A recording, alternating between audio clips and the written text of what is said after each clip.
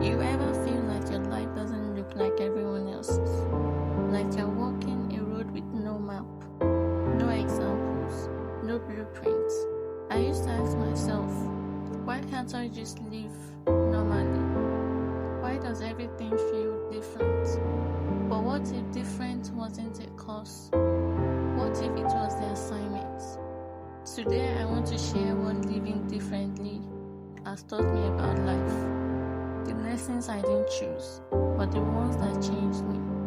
And if you've ever felt out of place, out of rhythm, or out of the ordinary, this story might be for you.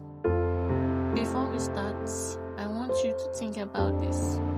What is one thing in your life that makes you feel different from everyone else?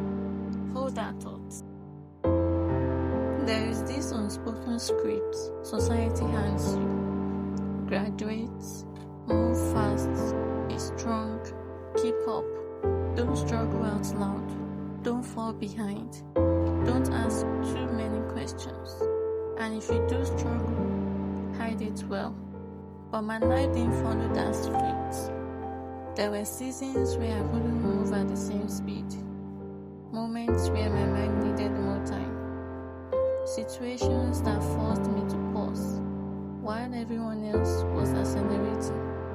At that pause, it felt like punishment. I watched people glide through milestones that felt like mountains to me. I watched conversations I couldn't relate to. I watched timelines unfold that didn't resemble mine in any way, and I internalized it. Maybe I'm not enough. Maybe I'm behind. Maybe I'm doing life wrong. But here's what no one tells you. When your path is unfamiliar, it's not always because you're lost. Sometimes it's because you were never meant to follow the crowd.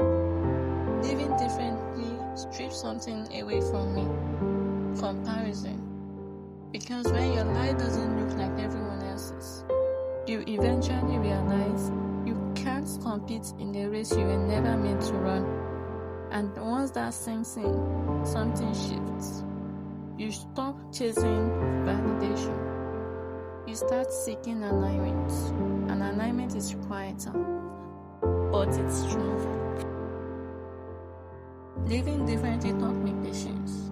Not the aesthetic Pinterest quote version. The kind that feels heavy. The kind that forces you to sit in uncertainty while everyone else seems certain.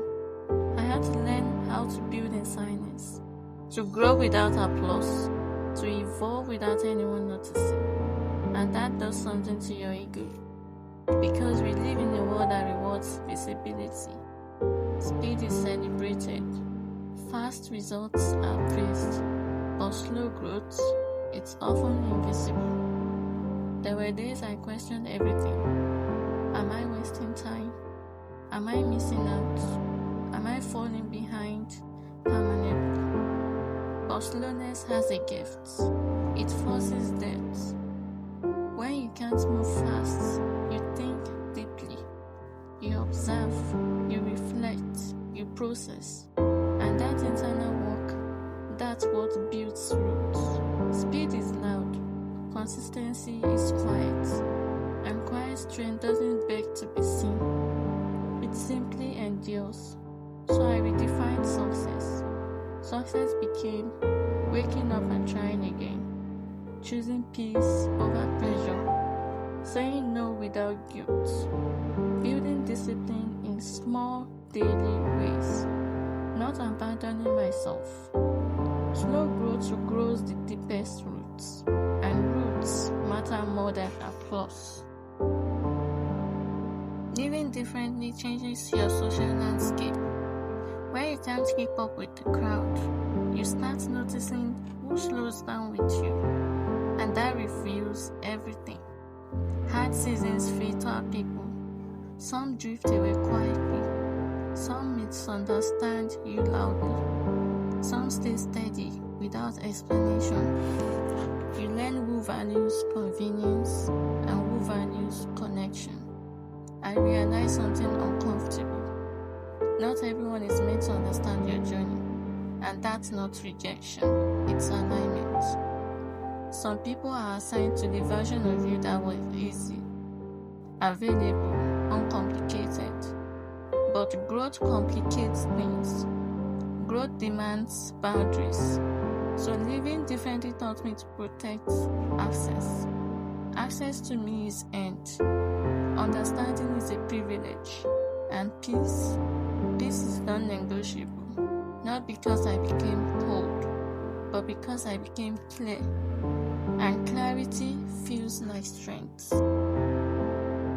When life strips away normal, you are left with yourself. No distractions, no competition, no script to follow, just you.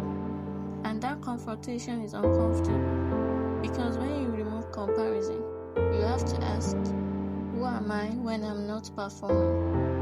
Who am I when I'm not trying to impress? Who am I when no one is watching? Living differently forced me inward. I had to meet parts of myself I ignored.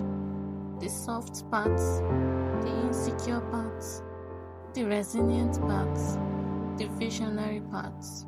And slowly, I started liking who I was becoming. Not because I was perfect, but because I was honest. Different stopped feeling like a flaw. It started feeling like refinement. It shaped my voice, my standards, my boundaries, my dreams.